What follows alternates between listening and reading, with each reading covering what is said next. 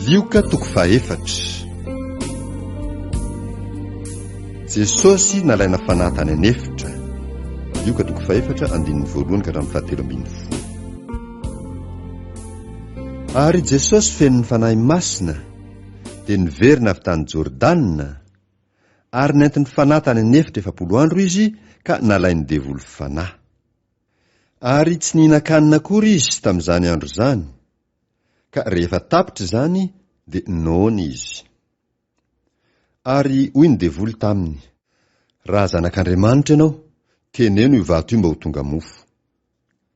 Fa Jesosy namaly azy ka nanao hoe: voasoratra hoe, tsy mofo ihany no iveloman'ny olona. Deutéronomie 4:7. Ary ny devoly nitondra azy niakatra dia naneo azy ndray ny mpimaso ny fanjakana rehetra amin'izao tontolo izao. Dia hoy ny devoly taminy: omeko anao izao fanapahana rehetra izao mba mivoninainy, fa efa natolotra azy any, ka izay tiako no omeko azy. Koa raha iankohoko eto anatrehako ianao, dia ho anao avokoa izany rehetra izany. Fa Jesosy namaly ka nanao taminy hoe: voasoratra hoe, Jehovah Andriamanitrao no iankohofanao, ary izy rery ihany no topoinao.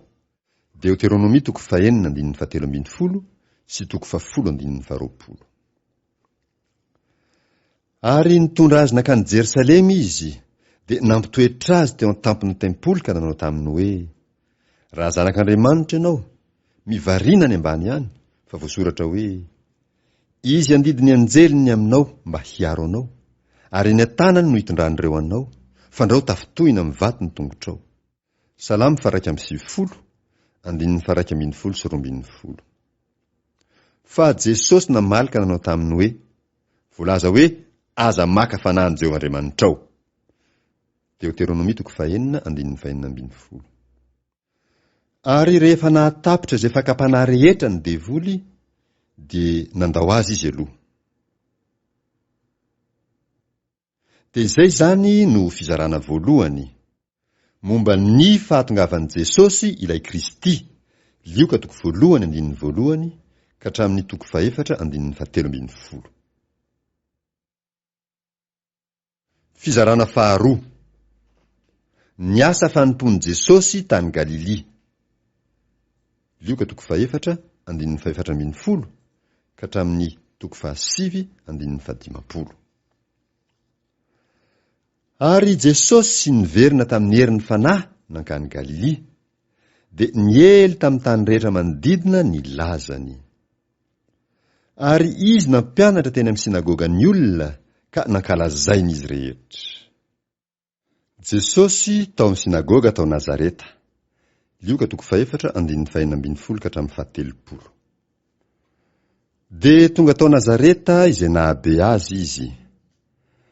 Ary araka ny fanaony dia niditra tao amin'ny sinagoga tamin'ny andro sabaty izy, ka nitsangana hamaky teny. Dia natolotra azy ny bokin'i Isaia mpaminany. Ary noho namelatra ny boky izy, dia nahita ny teny voasoratra hoe: ny fanahin'i Jehovah no ato amiko, satria nanositra hitory teny somafaly amin'ny malahelo izy. Naniraka hitory fandefasana amin'ny mpifatotra izy, sy fampahiratana amin'ny jamba, hanafaka izay nampahoriana, hitory ny taona ankasitrahan'i Jehovah. Isaia 1:1-2.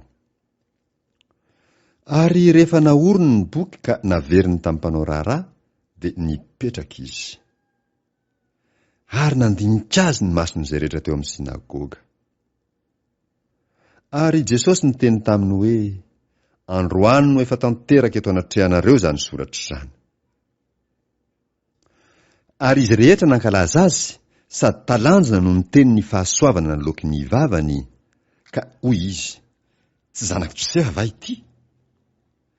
Ary hoy kosa Jesosy taminy: hataonareo amity tokoa izao bolan'izao hoe, mpanao fanafody sy trano ny tenanao. Zay renay fa nataonao tao Kapernaomy, dia mba hataovy eto amin'ny taninao koa. Ary hoy koa izy: lazaiko aminareo marina tokoa, tsy misy mpaminany izay ankasitrahana ao amin'ny taniny. Fa lazaiko aminareo marina tokoa, maro no mpitondra tena amin'ny Israely tamin'ny andron'ny Elia, raha niantona ny andro 3 taona sy 9 mbolana, ka nisy misary mafy tamin'ny tany rehetra. Nefa tsy mba nirahina ho amin'ny anankiray tamin'ireo Elia, fa ho an'ny Zarefata any amin'ny tany Sidona ihany dia ho any amin'izay vehivavy mpitondra tena. Ary maro no boka teo amin'ny Israely tamin'ny andron'ny Elisa-paminany, nefa tsy mba nisy no diovina na dia iray aza, fa namana Sirianina ihany.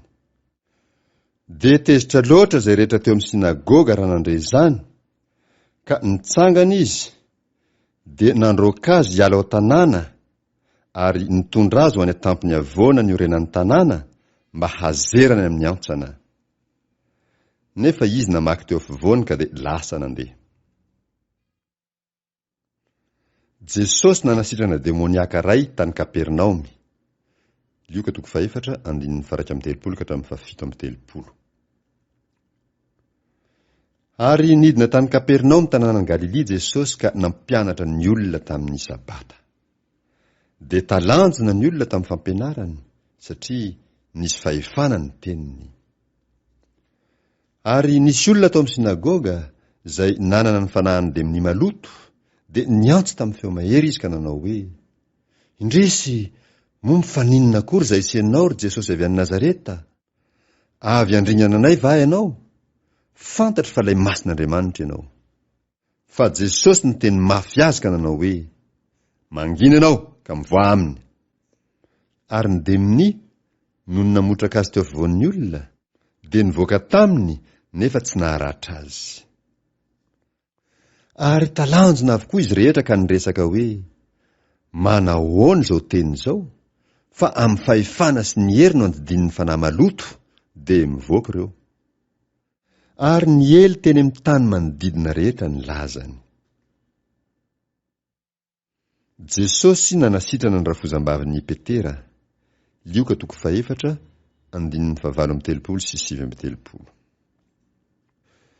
Ary no nitsangana niala tao amin'ny sinagoga Jesosy, dia niditra tao an-tranon'ny Simona. Ary azo nitazo mafy ny rafozam-bavin'ny Simona. Ary izy ireo nangataka taminy hahasitrana azy. Dia nitsangana teo akaikiny izy, ka noteneniny mafy ny tazo, dia niala tamin'ny ravehivavy izany. Ary nitsangana niaraka tamin'izay izy ka nanompo azy ireo. Jesosy nanasitrana, nandraoka demonia ary nitory teny. Lioka 4:1-7.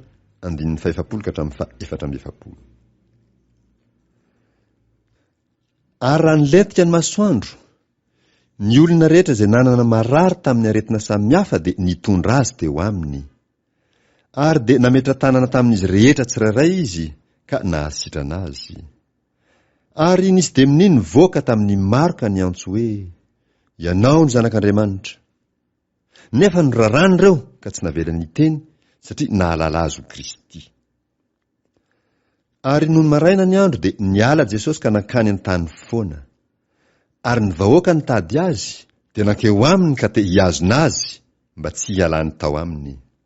Fa hoy izy taminy: Tsy maintsy mitory ny teny soamafaly ny amin'ny fanjakan'Andriamanitra ny amin'ny tanàna hafa koa, satria izany no nanirahana ahy. Ary izy nitory teny tao amin'ny sinagoga eran'ny Galili.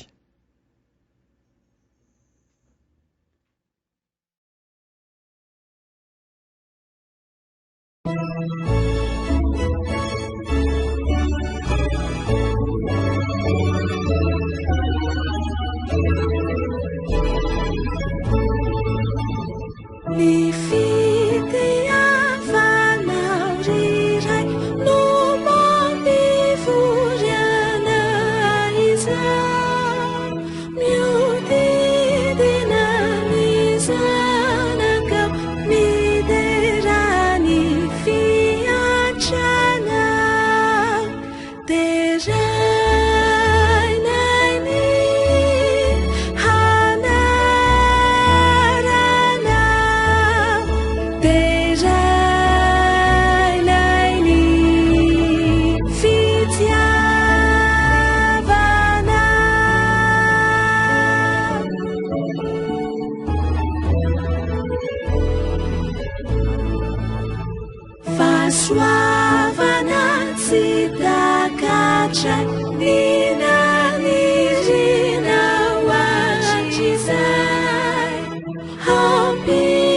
fitra anariray ho aminy hasambarana peraiany harany fitiavana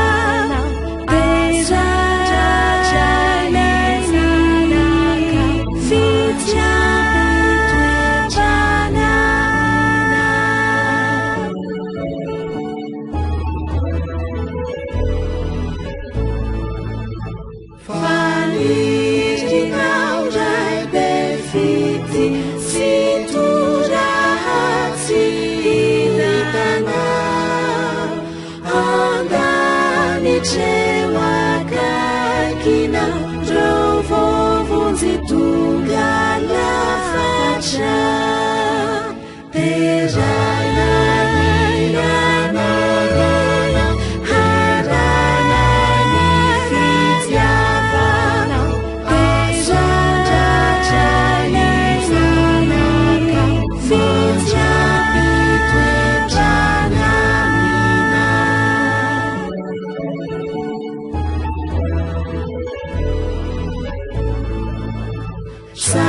Savatsuna